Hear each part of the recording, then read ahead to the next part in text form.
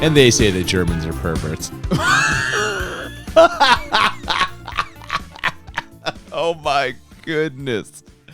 Wow. There's no 80s pervs. Thank God this was filmed in the 90s. I think it was filmed in the 2000s. It takes place in the 90s, though. It's supposed to take place before 2000 because we definitely get dates in this mofo. They put dates in this? I didn't notice that. Yeah, because the... 96. I was wrong, not 2000s. 96. Oh, so I was right. This is a right late 90s movie, and holy fuck, is this the most absurd movie we have watched on the podcast? And that is setting an extremely high bar. Yeah, producer John recently asked, like, what are your dream episodes that we haven't done yet? This was up there for me, and the fact that we've finally been able to make this happen is really something. I'm thrilled about it. I don't know about you.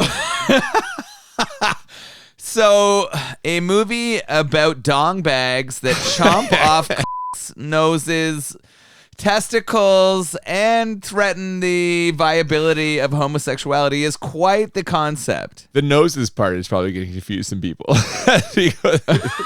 But that's fine. No, we said this 2 weeks ago in our Christmas episode. This is a gift from us to ourselves. Welcome to Bad Movies and Beer. I'm Cooper. And I'm Nolan. And today, we are finally discussing Killer Condom. Condom de Grevens. Oh, as it is in German? I said it more with a French accent than a German accent because I don't know how to do a German accent without sounding... racist? Yeah. Can you be racist against the Germans? I kind of feel like they forfeited that right after World War I and II.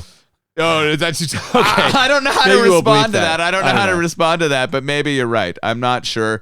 This movie was a German production, all in German, full subtitles. But set in New York. And then why is everyone in New York speaking German? What is this?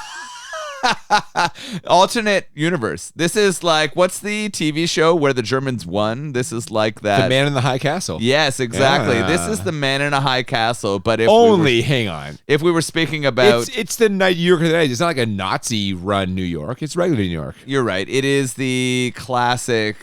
dirty depiction of New York. Pre-gentrification, before Giuliani cleaned up the streets and then, of course, went insane. Yeah, this is a bit of a noir film.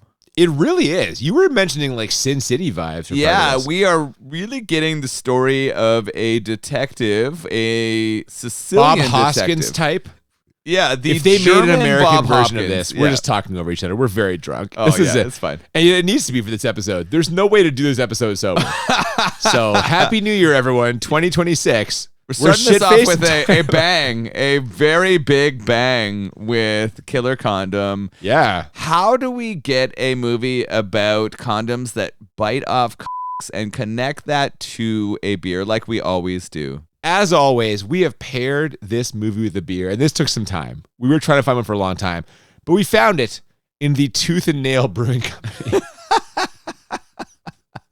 I'm not sure that they would love us picking their name of their company to connect them to a movie about condoms that bite off dicks, but we appreciate you, Tooth and Nail. Fine people out of Ottawa, Ontario. The Ottawa area where I went to university, college, if you will. Lots of my family are from Ottawa. I visit there regularly. We have a strong Ottawa connection on this podcast. We do. This podcast loves Ottawa, and we thank you, Tooth and Nail Brewing Company, for providing us with a concept that can go with a beer.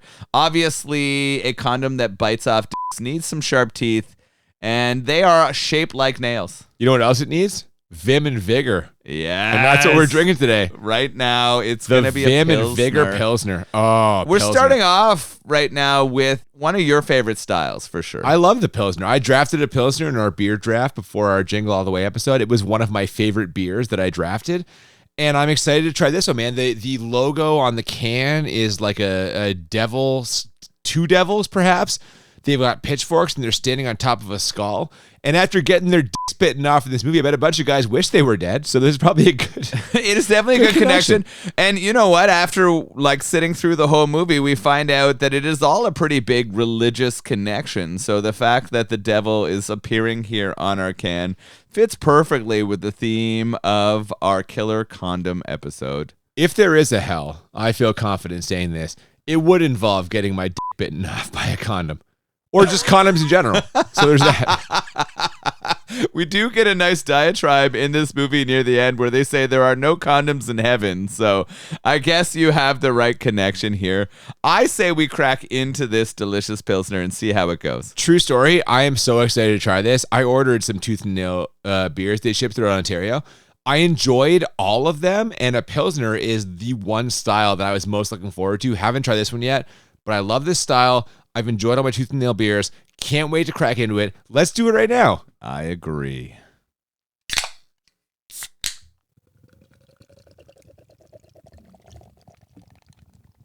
So after a fairly creepy Ascot Elite logo, we get ominous music in the opening credits and a street-level view of Times Square in New York City.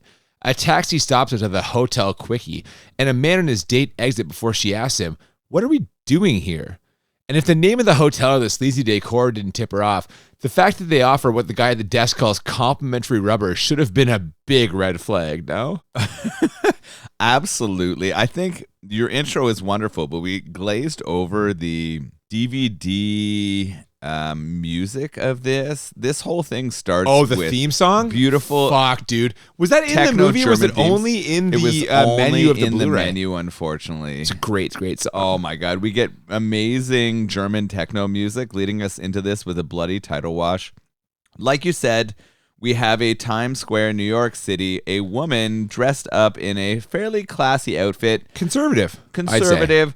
I would say looking young yet old at the same time. Well, they want her to be young, but she is not young. This is an older actress. They are passing off as a college student fairly unsuccessfully, despite the inclusion of braces, I would say. A first-year college student for sure, because they describe her as a teenager.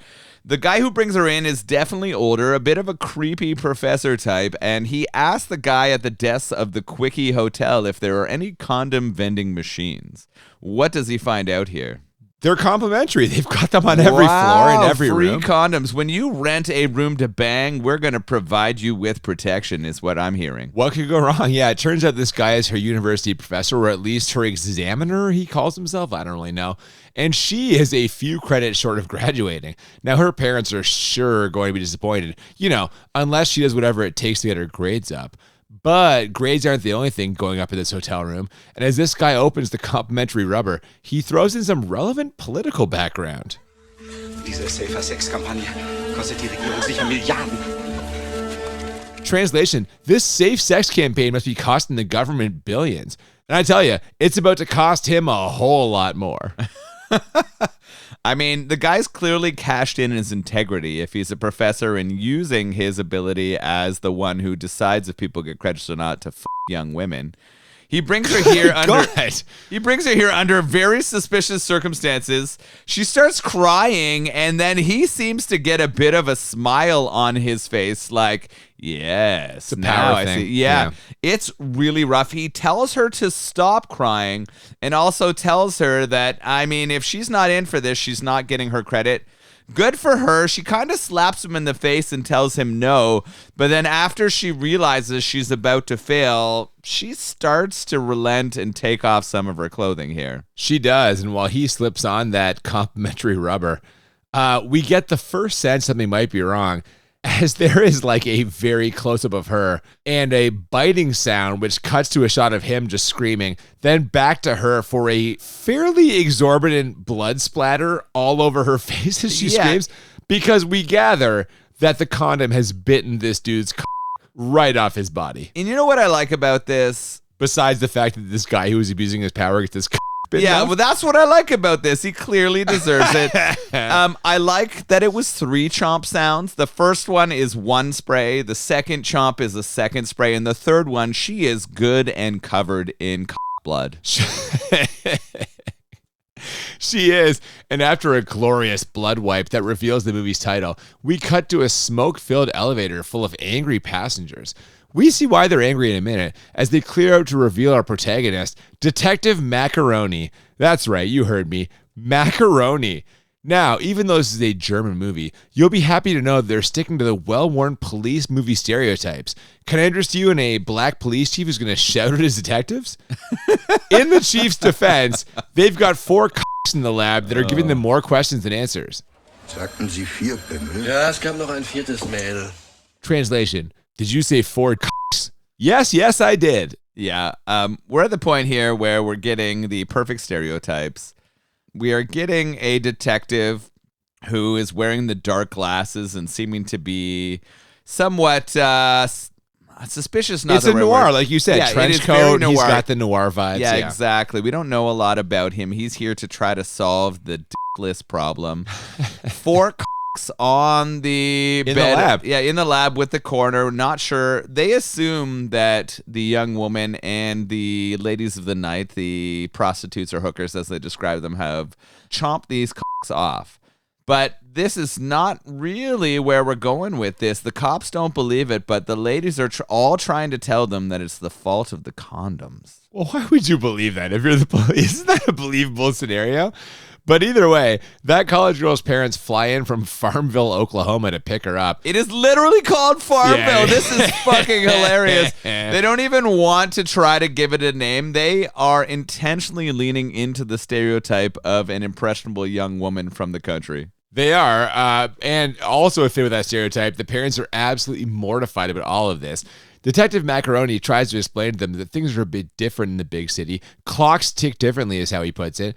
But as he walks the grimy streets in our next scene, we see that he harbors no illusions about life in New York.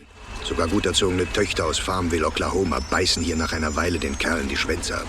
Translation, even well-mannered girls from Oklahoma end up biting guys' off after a while. Now, I don't know if New York tourism is looking for a new slogan, but if they are,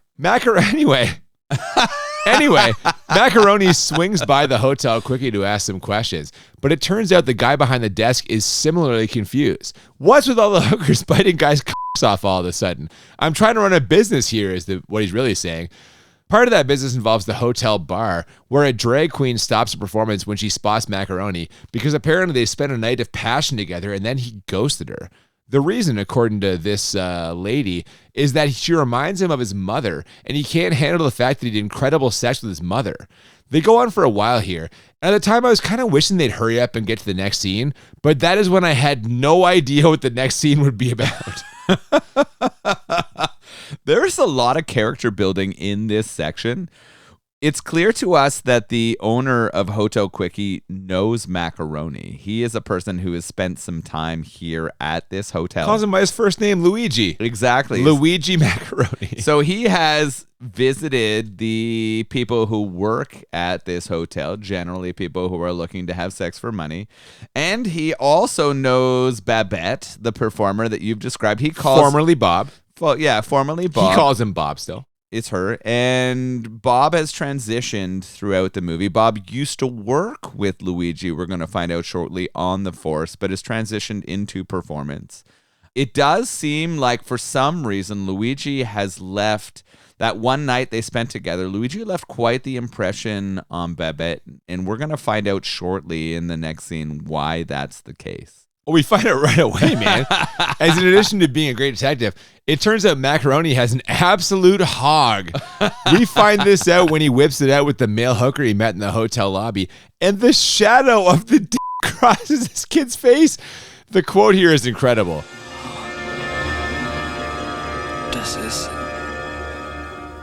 Das sind ja... Exakt 32 Zentimeter. Translation, whoa, is that 32 centimeters exactly?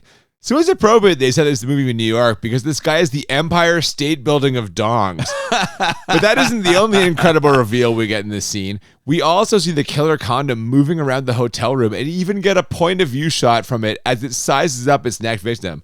Keyword sizes up, because again, Macaroni has an absolute fucking rope.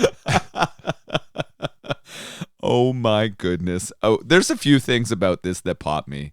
One, that the measurement of his was in metric. And well, it's a German movie. That makes sense. It's a German movie, but who measures their dong in centimeters? The fact that he threw down 32 centimeters rather than the appropriate amount of inches is laughable. What is that conversion? Do you know? It's over 12 inches. Because a 30-centimeter ruler is a 12-inch ruler. So the guy's got a 12-inch plus dong. Yeah, probably 12 and a half, 12 and a third. Shading the room with it when we had some camera shots, which was hilarious. That is a lot of meat to bite by a toothy condom for sure. Well, and thank God for that. as that's the only reason Detective Macaroni survives his encounter with the killer condom. Or maybe the killer condom didn't get it all. Macaroni mentions losing his right ball, although I'm not sure how the condom could have fucking missed his dick after the size of it. We learn this after a brief montage of people engaging in fairly depraved sex acts, only to have their various cocks bitten off by what it turns out is not one killer condom, but rather a whole case of ghoulish Jimmy hats. 13 dicks, Nolan. It's an epidemic. How long did you have that one written down? I wrote it down right away. Epidemic. Oh my God. It is surprising that his giant hog did not get bitten by the condom. The fact that we get a point of view shot of teeth as he it's puts fucking up incredible. the lighter and it bites him in the and then we get his like face shot of him holding himself in the groin region is absolutely laughable. They're taking all of this very seriously in the movie, yet they have to know the audience is laughing their ass off at a horror movie about a condom that bites off dicks. Like, there's no possible way they don't know where we're going here. The funny part is we wind up in the hospital and our hog meat hero here is not believed by any of the police. Nobody believes that a condom has bit his dick. They think that It's the hookers. man of the night. They believe Or that the man he yeah. hired to spend some time with him has taken a bite out of one of his balls. And we're going to have a bit of a battle here. He's going to have to advocate for all the men who are losing their cocks and nuts to these killer condoms. God damn it. This is so silly. I can't believe we're doing this, but I kind of can. Yes, Detective Macaroni is working the case in our next few scenes, but after another contentious encounter with his ex-lover, Bob/Babette, we see a mysterious Asian man with even more mysterious sunglasses watching him from behind a newspaper. Macaroni probably would have noticed, but he was too busy monologuing to himself about relationships and life in general. Ich mache mir keine Illusionen mehr, was Liebe angeht. Was ist schon Liebe? Letztendlich dreht sich doch alles nur um Sex. Es geht nicht um mich. Es geht dieses enorme Ding zwischen meinen Beinen. Translation, I have no illusions about love anymore. What's love anyway? At the end of the day, it's all about sex. It's not about me. It's about this huge thing between my legs. Which absolutely popped me, because up until that line, we were firmly entrenched in dark existential vibes. And I guess it's still dark, but how can you not laugh at some guy lamenting the weight that his giant dong has put on him? Literally, I guess. So this movie itself is very existential. We get lots of questions about love. We got lots of questions about religion. We get lots of questions about homosexuality versus heterosexuality. And this guy is like upset because he's having trouble finding love because everyone enjoys his giant cock inside of them, but nobody is really finding him for the man that he really is. And I think that there is something here. There is a lot of art behind this ridiculous concept. That's true, but again, that's in keeping with like German cinema or European cinema in general. There's always like an artistic bent to it. It's rarely a just straight up exploitative kind of production, right? So I don't know enough about this, but it seems like this is very much about the message in art, and rather than trying to cash in on the concept. Like, I feel like this was made American. They would just try to make the biting condom a hilarious and ridiculous thing, rather than it being a serious story about a man dealing with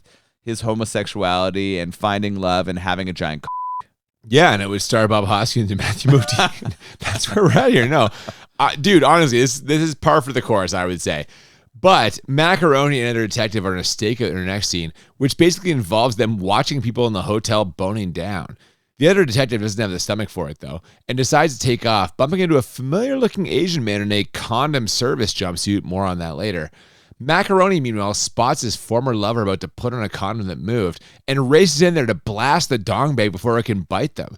He pretty much empties a whole clip into it, but the victory is short-lived, as a scream in a nearby room causes him to race out and discover a new, fresh horror.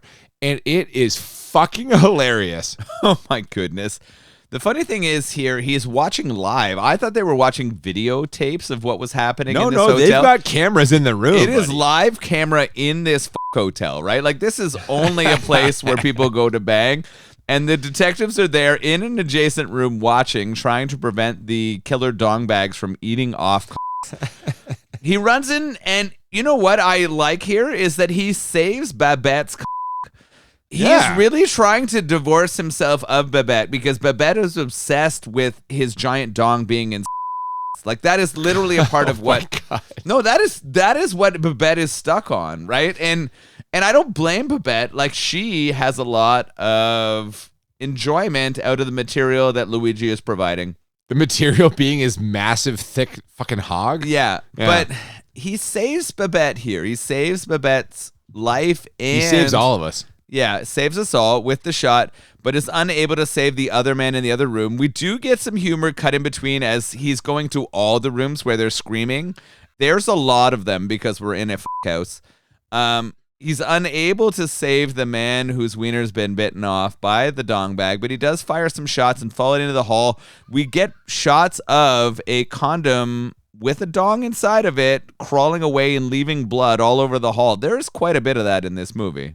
What do you think happens to a dick after it's been bitten off the man? Wouldn't it shrivel more? Apparently not, based on this, because we see a full fucking at least 6.5-inch dong in a condom slithering along the floor. Every dick in this is a shower, not a grower. That's what I'm going to say. Everyone's got like long hog Or is meat. it the opposite? Are they all growers and they just don't recede when the... There's no way that they don't recede after the blood flow has been taken from these dicks. Like they have to be showers. Everyone here has long dong syndrome.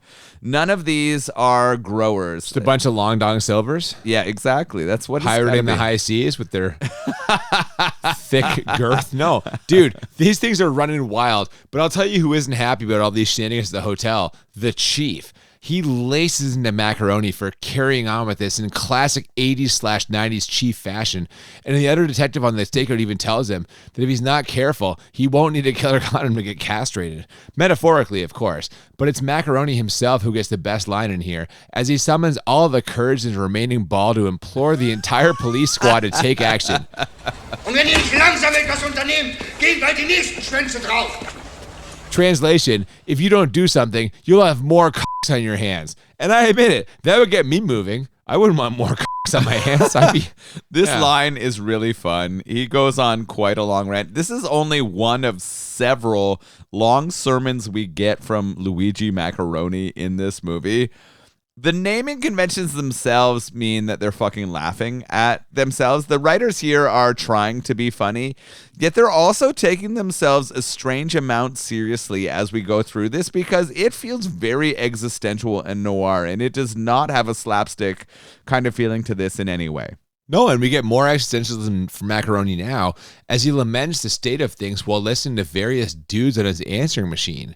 They all want another trip to the top of the Empire State Building of dicks. It's not and his so answer machine. It's Billy's answer no, it's machine. his. No, it's not. This is where he's visiting his boyfriend, the one that he's met and kind the of hotel hooker. Yeah. It's his apartment. All these answering machine comments are left for Billy, for the guy he is falling in love with. He is sitting there listening to other men talking about how much the one he's falling in love with make them feel fulfilled. I thought there was a message from Billy, no? No. All right. These are all for Billy. You got me, I'm drunk. Either way, Bob/Babette, that drag performer for the hotel bar, also wants another trip to the top of the Empire State Building of dicks.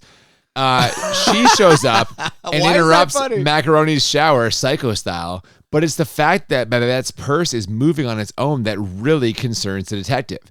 And I was already thinking this before, but the practical effects of this condom are fucking glorious. Really that good. thing is flying all over the apartment while Macaroni's shooting at it while covering his dick. And like, try to imagine a more perfect scene for our podcast. I dare you. It's perfect. He's shooting at a flying dong bag while covering his own hog. Come on. I can't complain about it. It is one of those shocking things where you're like, this whole movie has an absolutely incredibly unbelievable premise. Yeah. The premise is fucked. Like, there is no way that anyone in North America would make this movie.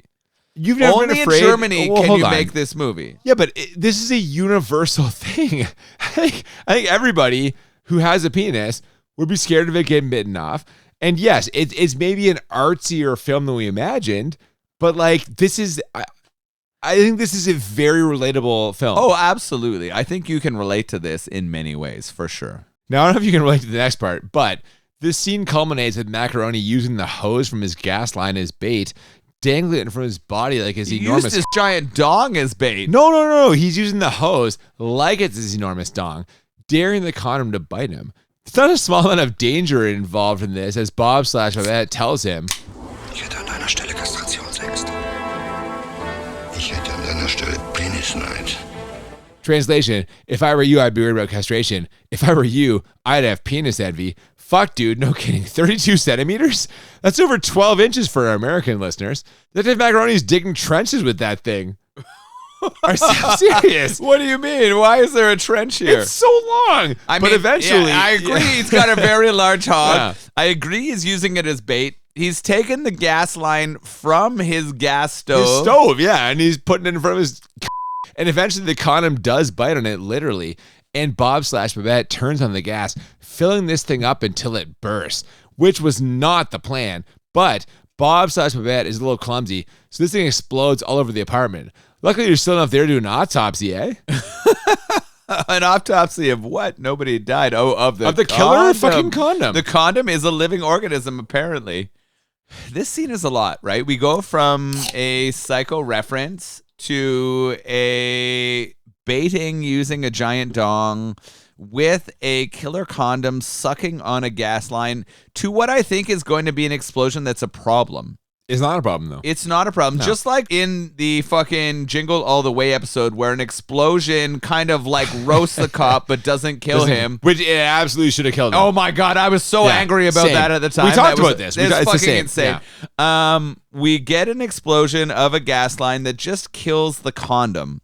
We head to what is a pretty interesting conversation with a coroner, though, and I'm gonna let you take over when we get there. Yeah, man. After getting a firm answer to your question of whether or not the killer condom eats the dicks, it does not, as it has no digestive system. Macaroni once again tries to convince his detective partner how serious this is before reflecting on the reason he came to New York, which is that he couldn't be open about his sexuality with his mom.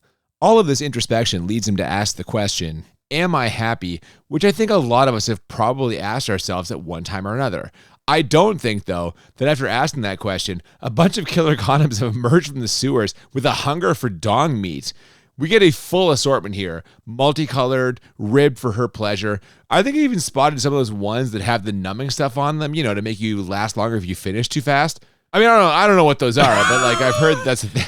Is that a thing? You can buy condoms that have that? No, I don't know about that. Yeah, you don't know? I don't know. You went through a lot here. The coroner is a funny old lady. She laughs about a situation where the guy... She loves it. The guy beside her on the slab died because a hefty lady was face-sitting her man, which is pretty entertaining. She mentions that she's over 2 bells. It's interesting the cut they do here because when all the condoms start coming out of the sewers, and I don't know why they're in the sewers, it was because a coin rolls in and they flop out. Just like you said, we get a variety. There's spotted ones, there's ribbed ones. I saw green or red. Yeah, so we're getting all of that stuff, and all of this is just a moment for our Luigi character to reminisce about wishing he could go back to Sicily and make his mom happy. He's Italian. But he We didn't can't mention that. because he doesn't think his mom will be okay with him being homosexual. What I'm feeling right now while watching this movie, though, is it's incredibly progressive. You mentioned that a couple times we were watching it, and I agree, but that's the Europeans, right? I Like we like- said earlier, they've been blowing each other for centuries. What I like about this is it's not even controversial that they are treating homosexuality as a thing that is complicated, but also like normal and acceptable. And I appreciate that. This would never be a Hollywood movie. Not like either the concept, but also there is no way you would have as much homosexuality that we've seen in this movie in a Hollywood movie. And I really appreciate that. I think that they're doing a good job here. There you have it, guys. 10 enjoyable for Nolan. He loves their progressiveness. Well, after a couple of weird scenes here, one of which involves a politician asking everyone with sound hands to help spread his message of God and purity, and another where a woman gets her nose bitten out by one of the condoms, Macaroni drops a gift off for Bob/Babette and spots his young lover getting picked up by a guy who, it turns out, has his button-down shirt tucked into his patterned briefs. And I said this during our beer night episode, and I'll say it again now. Don't get me started on Europe, Noel. Yeah, you wish things weren't quite so progressive. I understand that. I know where you're coming from. Admittedly, I'm a bit of a jingoist. Yeah, you are. I like North America. Yeah, I know. I am a much more open human than you, and we're comfortable with that as a podcast. We're 5.5 seasons in. Our listeners all know We bring this. both sides of the equation And to the that's why we're so accessible. Tell your friends, everybody. Yeah, listen. There's not a lot of watching with us. No, you get both sides. Listen, Macaroni and that young male hooker finally profess their loves for each other in the next scene, or their lust at least, in an artsy sex scene that's a bit of a montage featuring Bob/Babette singing a classic song, while a freak show of hotel patrons laments how long the elevator is taking because those guys are f***ing in the elevator. But those same hotel patrons give them a standing ovation when they emerge from it, sweaty and disheveled. And the young hooker is walking funny, which I have to assume is par for the course. You get drilled by a 32-centimeter But regardless of how you feel with the German Bob Hoskins nailing some chicken hawk in an elevator, this was a really well done sequence. It is really, really good cinematography. We get all these incredible clips. We're getting this song done by Babette, right? She's doing this cover of a very, very famous... Oh, I had it written down too. What is the song? It's not like an Edith Piaf number, but it's close. It's something like that. It's one of those like standards from like the fucking 40s or 50s. I don't know. It's kind of sweet, right? Like in some ways it is like a little bit sweet. You called it lustful, and I don't think that that's wrong. I think that there was definitely a lot of lust as they were having sex in the elevator, but I do like that everyone is clapping for them. I like that this movie is in support of these two men fulfilling the dream that they have for each other. But the next day, I guess, we cut to a hot blonde lady arriving in the presidential suite where that politician from earlier is relaxing in a bubble bath with a fleet of rubber duckies. This lady is either his wife or a regular hooker, and they're both talking about the glorious future they're going to have where her baby becomes president of the United States. But if that glorious future comes to pass, it'll be without this guy's as you see that killer condom riding one of the rubber duckies before launching up into the air and splashing down into the bathtub right where this dude's dick is, ripping his hog off and filling the tub with blood. So basically my worst nightmare, you? So you called her a hooker. I think or his wife. We're not sure. I think we called them escorts at that level of pay. Like I think that's the definition of them. So we know this guy is shitty and shady. They're kind of making him a Donald Trump type. I did not take it that way at all. But I think it's pre-Trumpian, but I think it's that's 1996. Trump is not even a fucking possibility for the president. This is definition. Stop it. So his dong does get bit off after the condom jumps off the rubber duck and goes into the bath. We get a decent shot of blood filling the bath. We hear him scream, and we see his two bodyguards laugh as we think that it's an orgasm. Well, they hear the screams, and he's just really drilling this lady well. Which is actually kind of funny. I laughed at that, yeah. We're not upset at this sort of like old white man of the institution getting his dick bit off. I am here for it, but you know.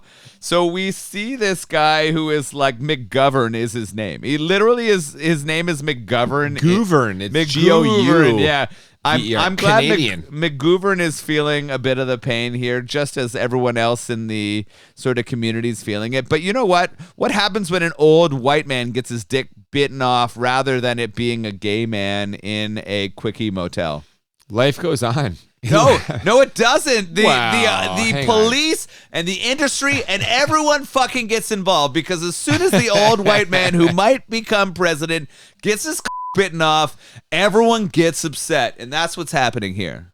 I don't know about that, but here's what I do know. What do you mean you don't know about that? This is immediately what happens in this fucking movie. We cut immediately to the media and the captain and everyone taking charge because an old white man got his bitten off and his white mistress cannot ride that pathetic, puny, not 32-centimeter giant dong. That actually comes later. You're skipping over some stuff here. Here's what happens first.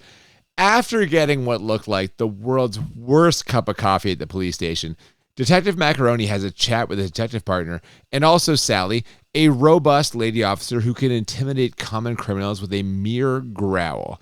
That politician's lady, however, is in the station too, telling detectives about how unimpressive he was before we cut to a news report with a hilarious rendering of what the killer condom looks like.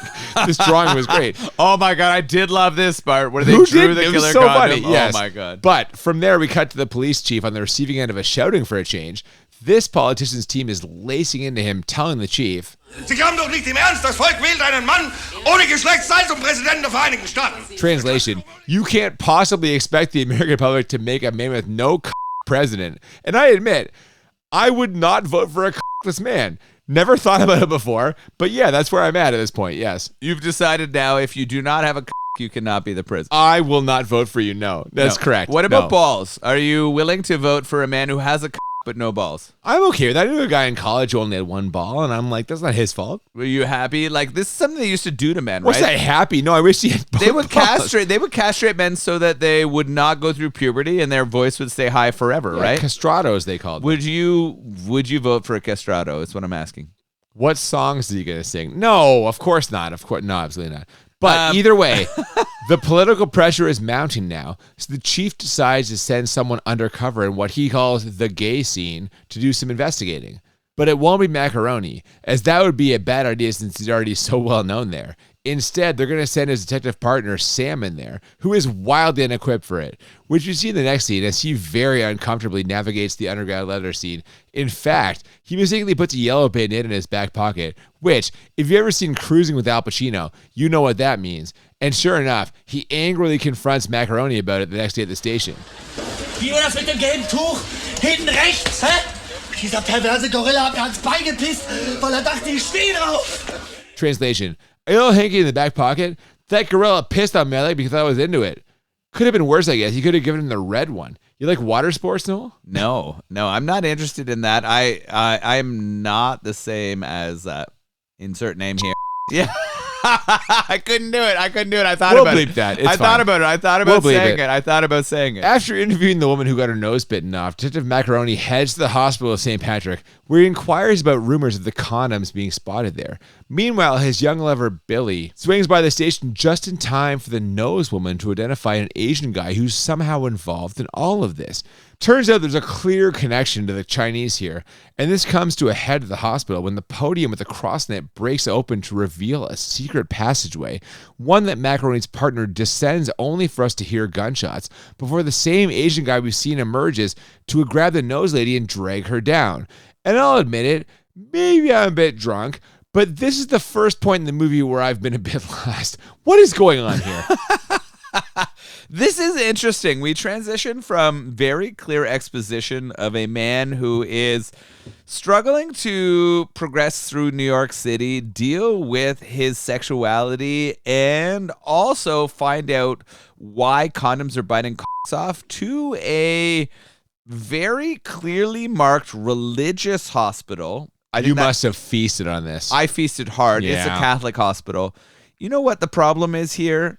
The Catholic doctor and nun who is running this hospital is upset at homosexuality. She does not think it's okay. And you know the solution to homosexuality? Let's build some condoms that bite off the cocks of homos.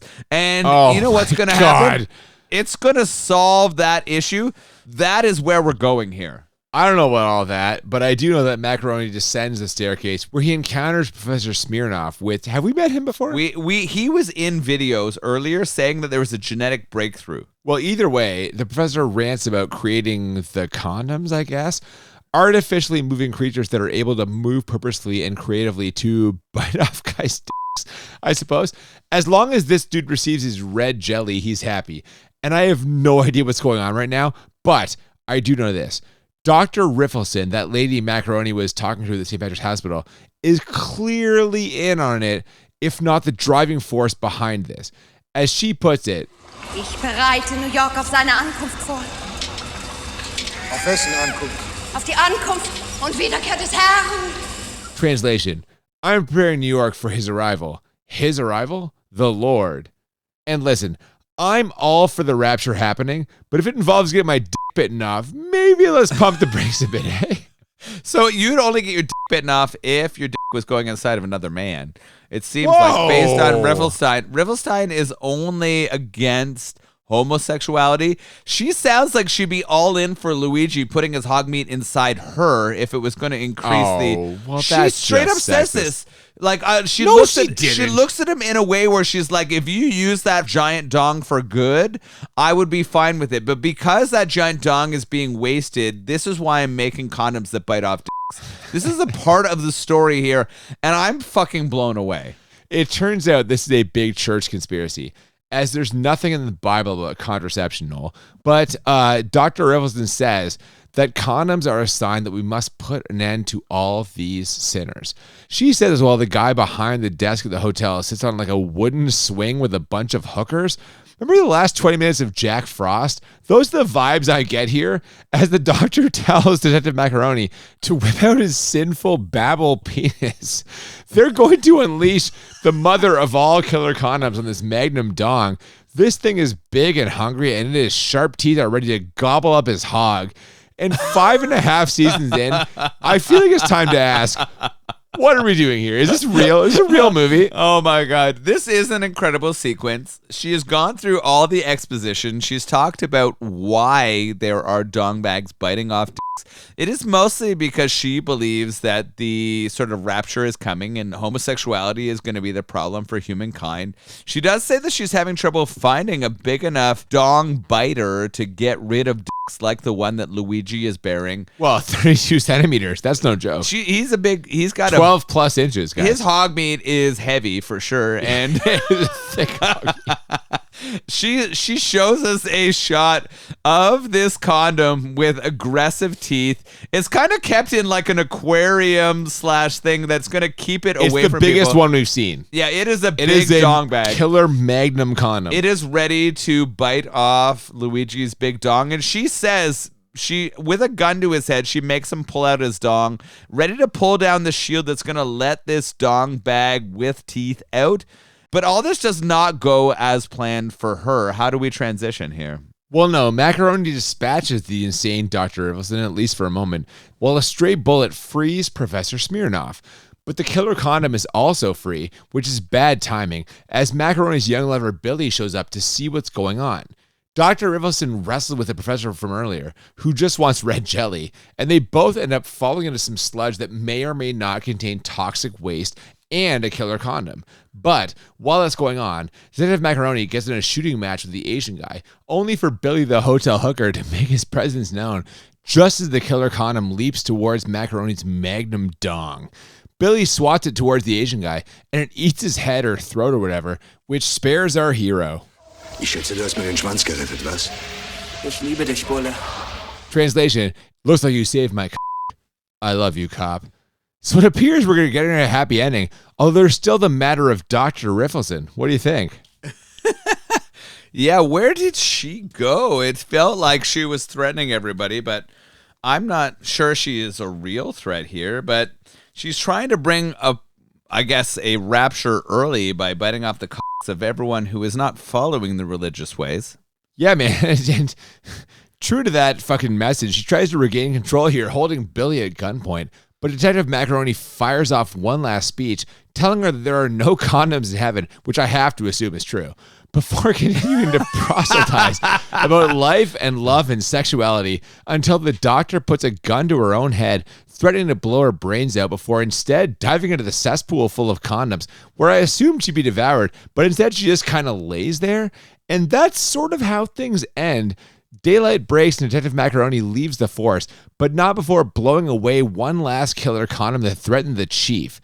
His detective partners Sam and Bob/Babette are going to work together, and he's going to leave the force to presumably nail Billy the hotel hooker for the rest of his days. As we hit the credits, I have to say, what the fuck was this?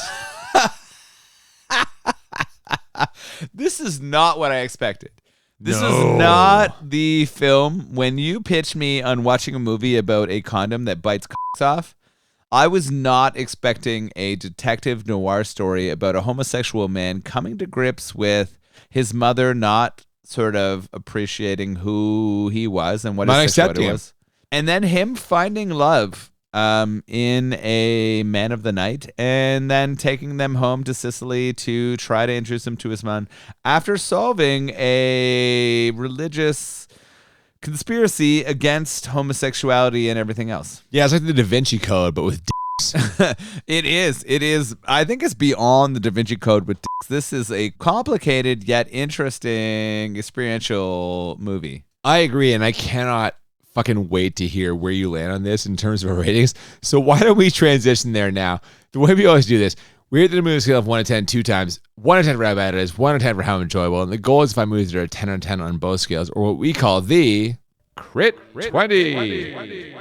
And I am really torn on what to give this for like a bad rating because as ridiculous, just fucking batshit crazy as this premise was, and all the low budget elements that go into here, the acting is whatever. It's hard to really gauge the acting because everything's so dialed up here in terms of the sort of like melodramatic, fantastical level of performance. Like, this is not a serious movie, but I cannot even come close to giving it a 10 bad. I thought there were a lot of like artsy elements, and the practical effects were surprisingly good.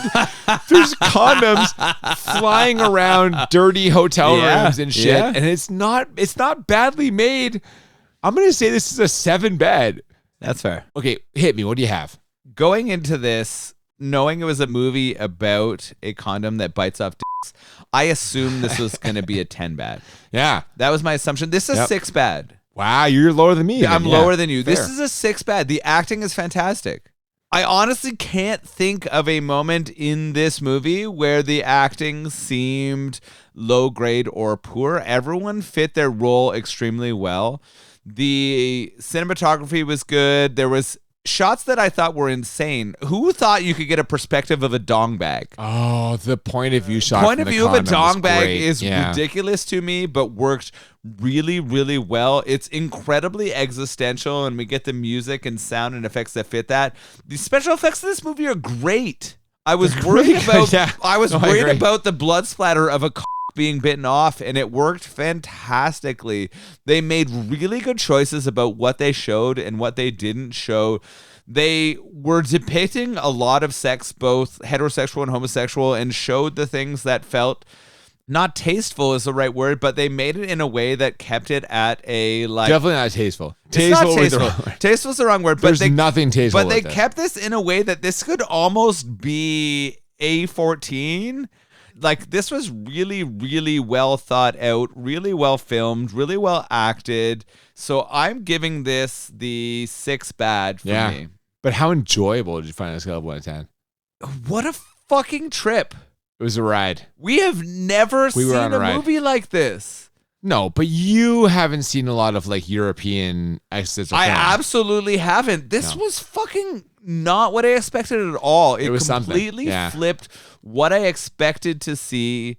I worry that this is not going to get listened to that often. Oh, no one's like people who listen to our podcast. Only if you're a regular listener will you. Or if you're a pick Vinegar Syndrome. If you're a Vinegar fan, Syndrome person, you might pick this one and listen to it. I don't think a lot of people are going to listen to this. More people should see this movie. I agree. We had that conversation before with some of our lowest rated episodes ever. But it is like there are some things that people should just seek out because we wouldn't have found out without without this podcast, I would have never watched this. Without you, I would have never watched this. So thanks, buddy. A little bit of thank you for you. We're heading into a new year. I appreciate you pulling me into this world because drunk as fuck right now. Look at this. You sound so fucking drunk. I am 7 beer deep, and we are having a great time talking about and recording this. I don't know why I shouldn't give this a 10. Because I learned a lot about European cinema. It kind of flipped some of my expectations. It was really well done. I was engaged the whole time. Pace was great. I had fun with the sort of like emotions and the experiences pulled out of this. You know what? Fuck it. I'm giving this a 10. Wow. I'm going for 6 bad, 10 enjoyable. What a fucking weird movie, but also really, really fun to watch. Enjoyable to talk about. German dong bag biting movie. Killer Condom. 10 enjoyable to watch. 6 bad. You should watch this movie. It's weird and fun and fucked up, and you should watch it. I will agree with everything you just said except the 10 enjoyable. I only have this as a 9. Okay. There were some parts that dragged for me. It is absolutely a fucking weird, wild, like majestic ride. And I agree, everyone should watch this. It's so fucking strange. And yeah, if you're against like the whole LGBTQ 2S, So where you go with this? You're going positive with this, right? People would not necessarily be on board with it, but like, no, hold on. I actually think this is a pretty progressive movie. That's what I mean, though. Not everyone's on board with your progressive politics as an East Coast liberal elite and all. Like it's some parts maybe for some people will be like, what the fuck is this? I know what you're saying. I'm not going to try to derail this here. I'm not going to derail it. But I think, regardless of that, there's a humorous, interesting story here that's worth seeing. So I recommend it. But I'm going to give it a 9 because there were parts that dragged. The initial confrontation between Macaroni and like that Bob/Babette goes way too fucking long. I'm like, let's move past this. The practical effects are fucking great. Very enjoyable seeing that condom fly all over the place and the point of view shot. Good stuff. It is silly and ridiculous enough that I say definitely a 9 enjoyable. Worth seeing for sure, regardless of your politics or wherever you land on like the sexuality spectrum. But I'm so glad we were able to watch this. Oh, really fun. Yeah, I agree. And so a good time for sure. What'd you think of this beer, though? You know what? I'm going to be honest. I've drank a lot today. This is like beer 5 of 7 beers I've downed in the course of this morning. Morning is a questionable term to put on this, but it is morning. And it was very, very crushable. This is the first Pilsner I've had today. And what I noticed about it is that it was incredibly smooth, really, really well balanced, and incredibly easy to drink. Tooth and Nail fit really well with the theme, but I think that they are a brewery that seems to have an attention to detail. I would love to try some more styles from them and some of their other beers. The Vim and Vigor was delicious, and I would absolutely recommend Tooth and Nail to anyone who's listening and think that we should try to find more of these beers. Yeah, I have tried some Tooth and Nail beers, and I really enjoyed them. This Vim and Vigor Pilsner, if you're a Pilsner fan, this really satisfies all the elements you're looking for. It is crisp, it is clean, it has that traditional taste. So I strongly recommend this Pilsner if you are a Pilsner fan. Tooth and Nail, really glad we were able to pair them up with the movie. I think that's a great benefit for us. And I, again, will recommend... Again? Should we again? Again. Yeah. I recommend this to anyone who is a fan of traditional styles. They also have like an IPA that's pretty decent. They have pale ale, it's very good. They had an interesting, like, it was like a... Fuck, what was it? It was like a green tea and hibiscus, maybe... some kind of like sour lager. I enjoyed that as well. So Tooth and Nail, check them out in Ottawa. But yes, really enjoyed this Pilsner. Glad we had the chance to pair it today with Killer Condom. And yeah, Tooth and Nail, man, check them out. Thank you to everyone who is listening, having a good time, hopefully, with the movies we're talking about and the beers that we're sharing with you. I hope you get a chance to watch and or consume and drink the beers that we're sharing. I love that we're heading into 2026 with this note and appreciate everybody who is still here. You're the best. Yeah, I agree. And speaking of recommendations, 2 weeks from today, we're going to be watching another movie that was an audience request recommended to us. We're going to be checking out Superman Returns. Oh, no, Returns? What number is this on the Superman scale? It's after the Christopher Reeve ones. It's the first attempt to bring him back with Brandon Routh, I think was the actor. I have no idea who that is. Well, I'm not surprised because the movie did not do well, and he was immediately like shuffled out of the role. But we're going to watch that by special request in 2 weeks' time. Before then, if you haven't already, please follow us on social media at the BM Podcast on Twitter and Instagram. Feel free to send us messages, requests, beer suggestions. Tell us we're fucking idiots at the bmbpodcast@gmail.com. Yes, we love to hear from you. Hope we'll hear from you again. Thank you for joining us today for Killer Condom. We hope to see you in 2 weeks' time for Superman Returns. Until then, I'm Cooper. And I'm Nolan. And we'll see you next time on Bad Movies and Beer. Keep on wrapping it up. The rubber that rubs you out.